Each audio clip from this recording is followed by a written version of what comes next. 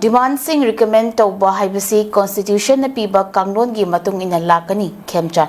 ozangasi kogi lamdamasi gi miyam habatari amadi tunga tunga ba CSO singna khanaduna lakliba wafam amadi demand sing asi mapum oina amata tashinduna miyamda fagadaba adu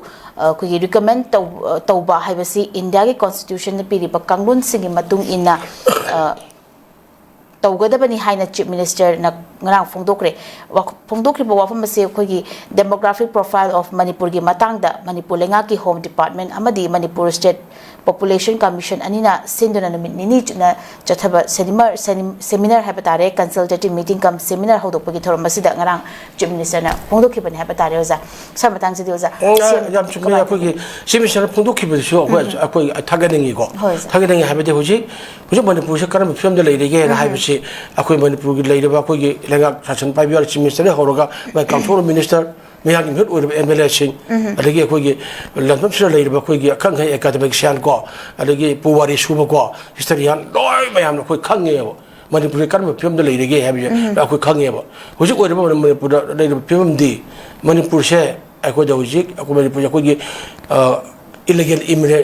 illegal ko after changil lak ba khogi ain yada mo changil lak mayam sing sira Manipur se lonok changil lak lei gre lei be de gi moina akogi mana lamwa pu yong tan ban haina do adwana akogi aseng ba akogi jelo mi phau su do ko na ta thoro pi wa da lei re adar ke rumba mara langa akogi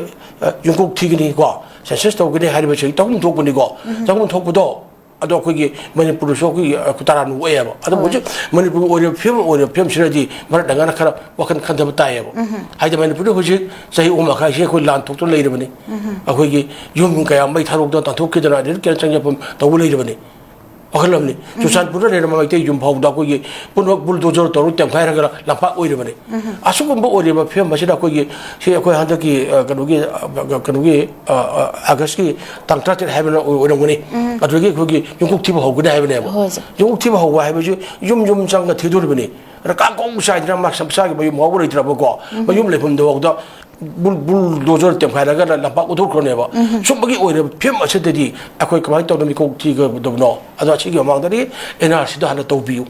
ram da tin akoi gi pipi akoi de wan da akoi gi akoi adu da akoi gi nihum oi ra ko hauru ga besiar oi to biu hai ba chi taksin na akoi lai ne ba adu na tra ga di punamak oji akoi gi demo ko in branch talk to lai re khang ga bani mau asu gi mamang gi oi ba akoi gi honorable na ko mang gi XM biren ma sa hai ne ba magi batam da 24 ra ko ge che ko ge biometric lo hodra mi le singani san par biometric lo hor mo ne ba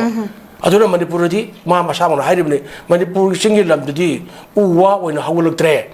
khul oina yum sa hawule hai che aduna si hengale aduna ma se puna ba sing che aduna ma che ko ge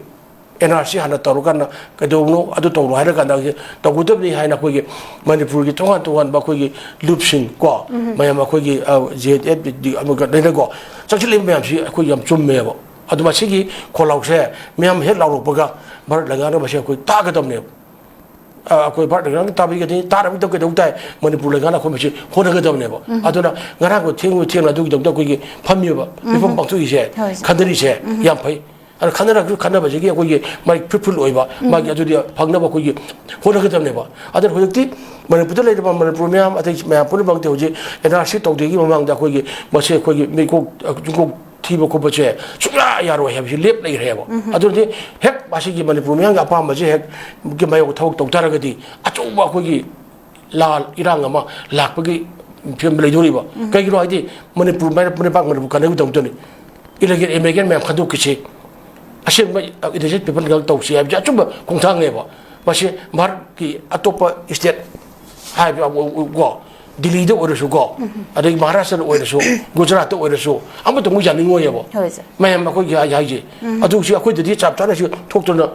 lai ra ne ba adu ma se ngarang pham gi ba numini tong ni go ngasi ho ko to oi ni go asi yam phai adu ga masi di matang da su aya ji ne akhat da ba ko gi assembly ye ko gi bifam hawo ko kaur ga da masi matang da ko gi Manipur la ki oi ba gi ba chap chapa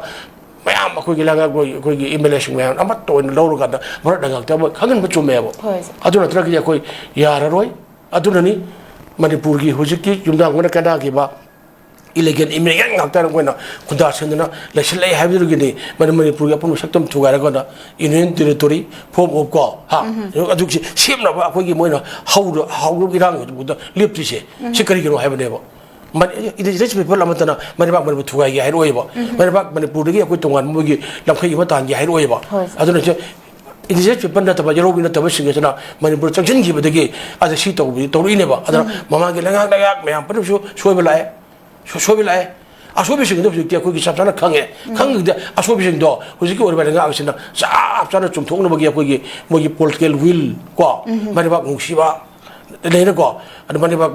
호다 간다 호다 봐야 버럭 잡잖아 조금 투이 아들네 그 탱을 탱는 거랑 망딱 불러가 와칸 따라이 하비 몽다 밤이바 비펌가 내는 도리가 제 세미나가 도리제 지금 앞에 아도 안오블라가 거기 안오블라가 거기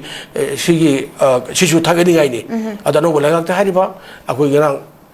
지미세 마사모나 하주이도 같이 주신이 어떤기나 떠오니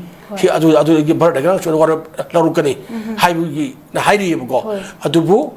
거기 바르다가 띠 뭐뭐뭐니 만부 토이바고 저희 어금 막하이 해라봐 파도로봐 시보기 라라세 그래서 뭐 루신나 발로 kum토파 타오가도 로비드나 아둠 레이라 버니 아주는지 말을 내가 마니푸르 시부 누시리브라 마니푸르 미야 누시리브라 아르가 마니푸르 내가 시부 마기 내가 루시기라 마기 말을 상부단에 비르바 마기 와 도움감도 잡자는 박토 넘을 레이브라 아주 들어가 만민되기 오이나 담비리브라 하이버시 아거기 시미스를 하루가 내가 빨리 없잖아 칼라가 다목도 토해야 봐 아두부 내가 내리가 주 동안 봐 지금 저희 오가 전신 아래 약간 가기 매야 뿌는 뭔가디 만에 불 피험시 오더래 하이버시 강력부득이니 NRC 하나 또 비유 1951 베시아로 비유 NRC 또 불로에라 하이라가 보통 저기디 그 윤국 티버기 다복도 자터비로 아들 오래가디 와이 갑도 걸어간다 방완 갑도 걸어간다 아시행바 과 시행도 오히려 아주나 싸다가 통어가 우리 학장 쇼로에 파만기 원이 자신 놓고 시내봐 아주 미양이 콜라우세 다용거 부이 콜라우리 하이나 레이디브니 아주 미양 뿌려 먹나 라우리브 콜라우고 NRC 하나 또 비우 아주 두루에 간다 아 거기 미그 투비우 해베세 마치 한다기 밤미버 세미나 신내죠 아주 풀풀 오이버 볼보라까니 하나 칼리 아루가 미양이 오르버 타버가세 디만체 잡자는 박토긴다 먹다 미양기 못 오르바 콜레가로 싱매야 뿌려 먹나 잡자는 마치 박토로 보내봐 주미 세미 미판 판비우 와랩 로비우 아도 와랩 로보도 말당각다 잡 타라가더냐 신이 해버 이스텐도 당근 비우 해버제 아이 탐제